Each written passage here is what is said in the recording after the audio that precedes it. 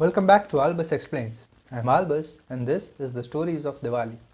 Today I shall be telling you the story of Dev Diwali, but before that you must know two noteworthy points. One is that Dev Diwali is not celebrated on just one day, but it is celebrated on any of the days between Ekadashi and Purnima. Ekadashi being the 11th day Ekadashi and Purnima being the full moon or the 15th day. So the story I am going to tell may have happened on any one of these days, as it is celebrated on different days by different states in the country, by different people in the country. The most important of those days is Kartik Purnima, and that brings me to my second point. Now Kartik Purnima itself is also known as Dev Diwali, but many noteworthy things, story-worthy things happened on that day. So for example, the birth of the Matsya Avatar also happened on Kartik Purnima. So the story of Matsya Avatar may also be told. The story of Tulsi Vivaah also happened on this day, so that also might be told. It is also the birthday of Lord Murugan or Lord Kartikeya, hence the name Kartik Purnima. The name of the month is Kartik, so it comes from the birth of Lord Kartik. And thirdly, it is also the day when Tripurasura Vadh took place, or the death of Tripurasura happened. So today I am going to tell you the story of Tripurasura Vadh, and all the other things, well, we'll see. Anyway, now let's get back to our story. The story begins with, you may remember that when I told you the story of Dhanatrayodasi, in that story I told you the bifurcation, the splitting between the Asurs and the Devs, and how it happened and how it continued on, and how Diti, the second wife of sage Kashyap, wanted children who would beat Indra, but they could not, and hence she lost her two elder children, Hiranyaksha and Hiranyaksha, to Lord Vishnu. After that, she wanted another child from sage Kashyap who would now be better than Indra's weapon, and that was Vajra. Vajra is also the thunderbolt, or Vajra is also known as, well, the name of diamond is also Vajra, so there might be some relation between them, but nevertheless she wanted a child who would be better than Vajra. And sage Kashyap, as honorable as a husband as he always was, he fathered Vajranag or Vajrank. Vajrank means adorned, and Vajra means diamond. So either his name is adorned with diamonds, or his other name, Vajranag, is that he is a diamond snake. Nag means a snake, but Nag, there is multiple meanings. There are layers of meanings with the word Nag, and many Asurs have serpentine features. For example, the most famous Asur in Rigved is Vritrasur, or the Asur Vritra, and he is in the form of a snake. He is the one who is beaten by Lord Indra, and he had captured all the rivers. There is a separate story of Vritra and Indra too, but she gave birth to a child whose name was Vajranag. Now Vajranag did not want to fight, as opposed to his two elder brothers who died at the hands of Lord Vishnu, Hiranyakashyap and Hiranyaksha. Vajranag did not want to fight, and he instead became a rishi, in fact, and he did great asceticism, and he did great tap and puja, and he was happy in that. He did not want to fight with Indra. He did not want to fight with any of the devs, rather. In fact, he did not even want to live with his family. He left all of them and went to live in the Himalayas, and there he did his research. That is where the word rishi comes from. So he went away. But because he was a good person, he impressed an Apsara from Indralok whose name was Varangi, and she changed her name from Varangi to Vajrangi to be with Vajranag, and she stayed with Vajranag, and they gave birth to 3 children before Vajranag left Varangi too and went away even deeper into the Himalayas, and those 3 children were Surapadman, Sinhamukha and Tarakasura. Now focus on Tarakasura for a minute. Tarakasura knew that the birth of Vajranag was done for the purpose of beating the devs, But according to him, his father was afraid of the devs, and that is why he did not go fight against them, and he wanted to do that. So he did great stuff and impressed Lord Brahma, and when Lord Brahma came to him and asked him for a boon, he said that I want to become immortal. Now Lord Brahma flat out refused, and he said that I cannot make you immortal, not that I don't want to make you an immortal, but it is simply beyond my powers to make you an immortal. Myself being a mortal, I cannot make you immortal. So he thought of the next best thing. At that time, Sati had just died and Shiva was alone, Lord Shiva was alone. Then thinking of that, he said that when Lord Shiva would father a son, only that son would be able to kill me and no one else. So he thought that he had done some great thing by saying that, but the thing is, Sati at that time had reincarnated into Parvati and she was about to be married to Lord Shiva. Anyway, Tarakasura took that boon and he became a great warrior. He in fact established a city called Shonitpur. Now his two elder brothers, Surapadman and Sihamukh, they left the land and they went into the sea, and there they created a city called Mahendrapuri. So they erected a mountain inside the sea, and on that mountain as an island they made Mahendrapuri, and that Mahendrapuri was connected to Shonitpur via a bridge. All this is given in Kalidas's Kumar Sambhava. Sambhava means Bhava means to exist, Sambhava means to become existed, to become existent. So it would be birth. So Sambhava means birth, and Kumar is the child of Lord Shiva, Kumar. So before the birth of Kumar, before Kumar Sambhav became Sambhav, before that these three brothers created this Shonitpur, then connected by a bridge, and then the city of Mahendrapuri, lorded over by Surapadman and Sihamukh. When Kartik was born, he understood from Lord Brahma that his existence, his reason for birth was the defeat of Tarakasura. So when he learned that, he quickly learned all the ways of warfare and he went to fight with Tarakasura.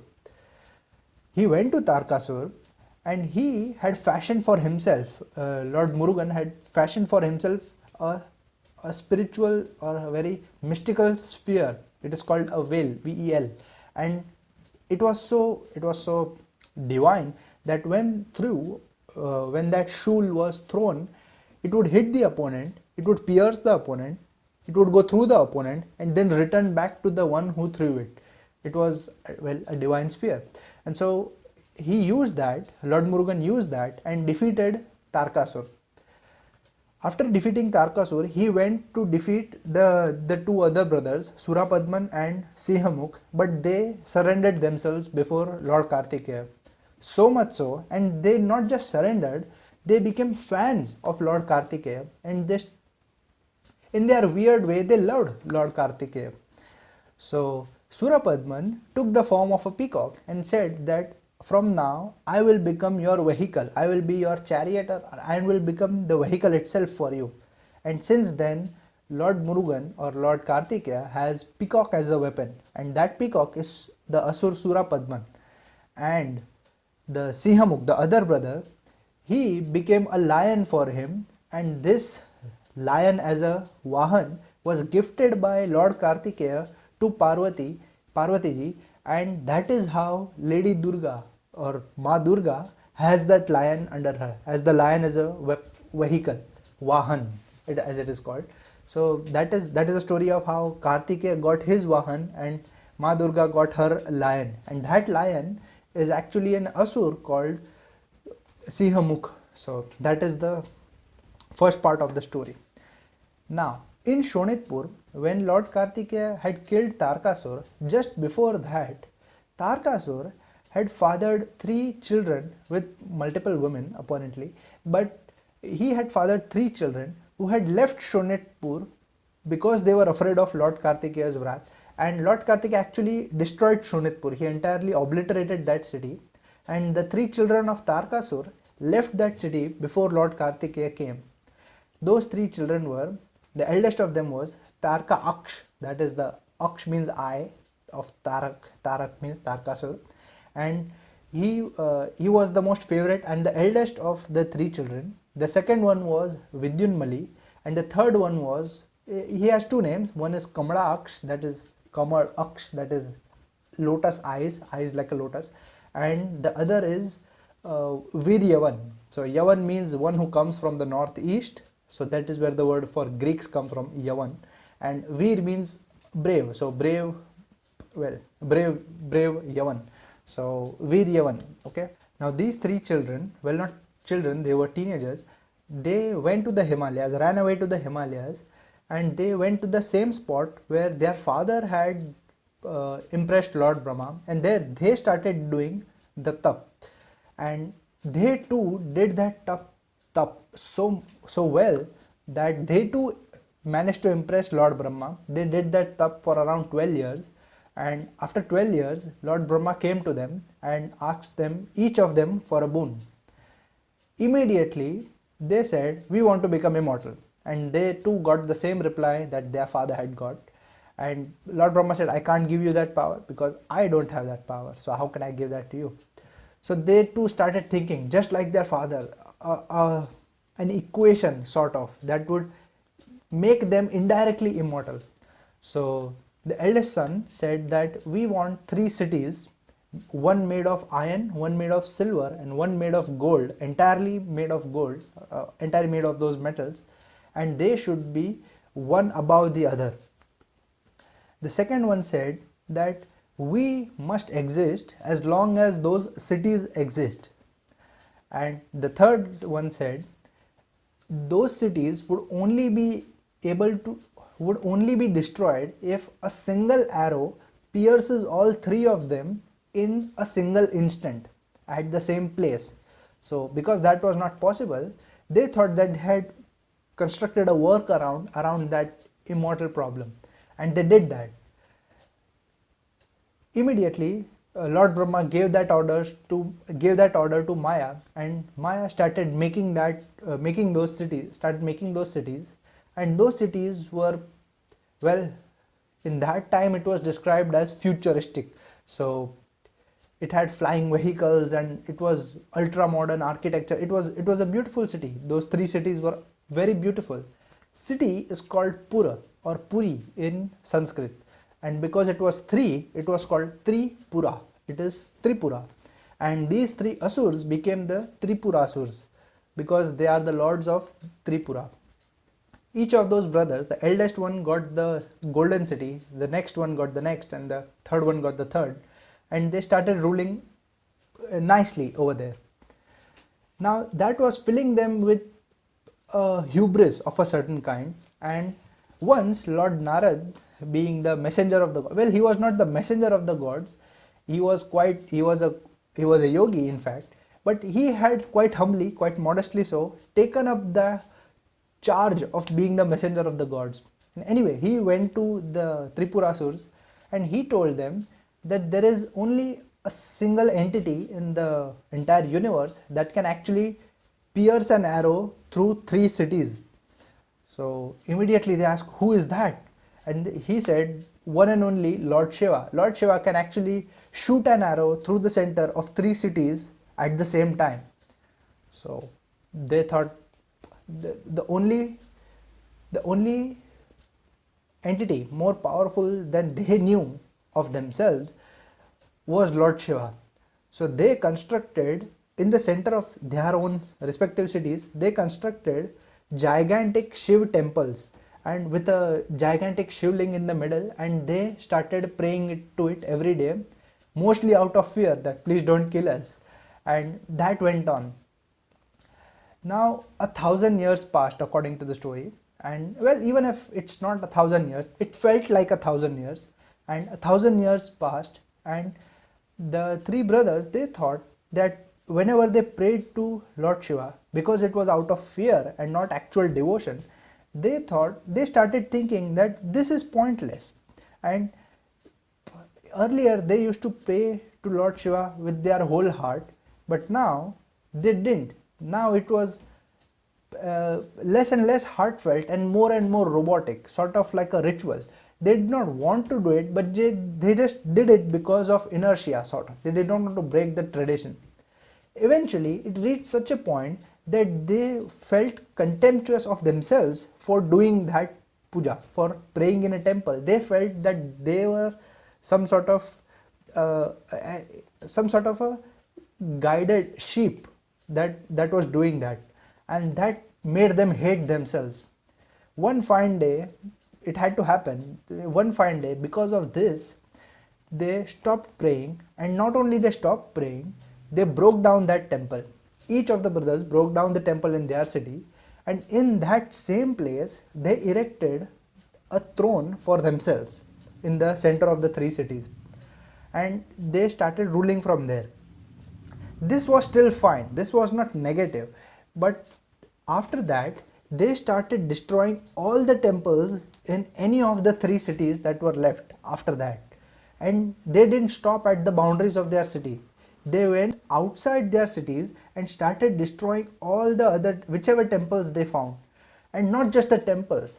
After that, killings started, because the priestly class, I suppose, the Brahmins who used to pray in the temples were the representatives of the devotion to that entity, to that dev, and so they started killing the Brahmins in front of villages so that they would know not to pray again. So they started doing this, and the devs could not protect them because those three brothers were protected by Lord Brahma's boon.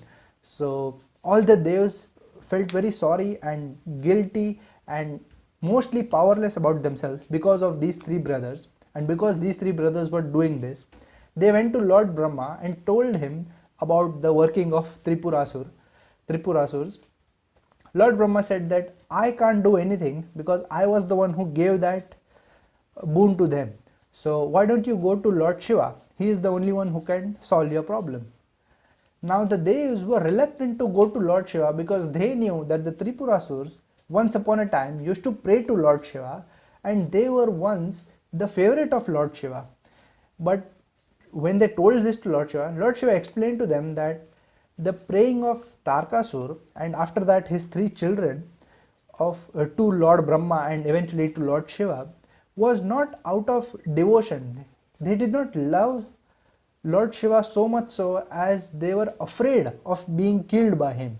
It was not a God loving action, it was a God fearing action. And because it was a God fearing action, once that fear went away, they started feeling contemptuous of themselves. It was not that their true nature was the praying sort, but because of the fear, their original true self was kept hidden, was kept stuffed inside them. And once that fear went out, their original self emerged. And this killing of priests and breaking the temples, that is their original self, and that cannot be allowed to continue.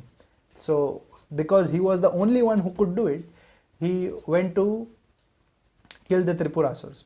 At that time, just as Lord Shiva got up, Lord Brahma came there on a chariot with a bow, and he gave that bow to Lord Shiva, and the name of that bow is Pinaka. And Lord Shiva took that Pinaka and climbed that chariot with Lord Brahma as the charioteer of Lord Shiva, and Lord Brahma took it over to Tripurasura. When the Tripurasurs saw that the chariot of Lord Brahma was coming, they were not quite afraid because they thought that they were still protected by the cities, and they too started fighting back. In fact, at that point, the chariot of Lord Brahma was spearheading an entire wave of the Dev army behind it. So all of them were coming to fight the Asurs, and the Asurs were ready in their fort. In front, Shiv picked up his bow, Lord Shiva picked up his bow and put on it the Pashupati Astra. Now Pashupati Astra is, Pashu means animal, Pati means Lord. So another name of Lord Shiva is Pashupati because he is the Lord of the animals too. So it is his Astra. That weapon was designed by him, was made by him. So he put the Pashupati Astra on Pinaka. Lord Brahma took the chariot just above the third city on the top of that, and Lord Shiva jumped out of that chariot and aimed that astra down at the center of the top city, of the golden city. And he took that aim, because he is Lord Shiva, he took that aim in as short a time as he could and left it. And that Pashupati astra smashed through all three of the cities in one instant, and at that time all three brothers were sitting on their thrones in their respective cities, and that arrow pierced through all three of the cities and instantly obliterated all three of them. And because all the three cities were destroyed at the same point, those brothers were also killed, and the entire Asura army that was readying for the fight with the Devas once again entirely got destroyed with a single arrow by Lord Shiva. And when that happened, Lord Shiva fell into that ball of fire. He fell into that ball of fire and he came out unblemished. And he came out and he told everyone the importance of praying, the intention of praying. So whenever you pray to a god, the intention of that praying is very important, just like it was important for the Tripurasurs, because that shows its sustainability. Anyway, this happened, this Tripurasur blasting happened on Kartik Purnima, and the Devs won on that day. It is called as Dev Diwali. So this is the most action-packed story of Dev Diwali. So this is why Dev Diwali is celebrated on Kartik Purnima, because it was on this day Tripurasura Vadh took place. Now, if you want to hear the other stories of Jalandhar, well, if you want to hear the story of Tulsi Vivaah, then if enough people respond to this in the comments, I will maybe tell the next story too. So keep an eye out for that, and thank you for watching.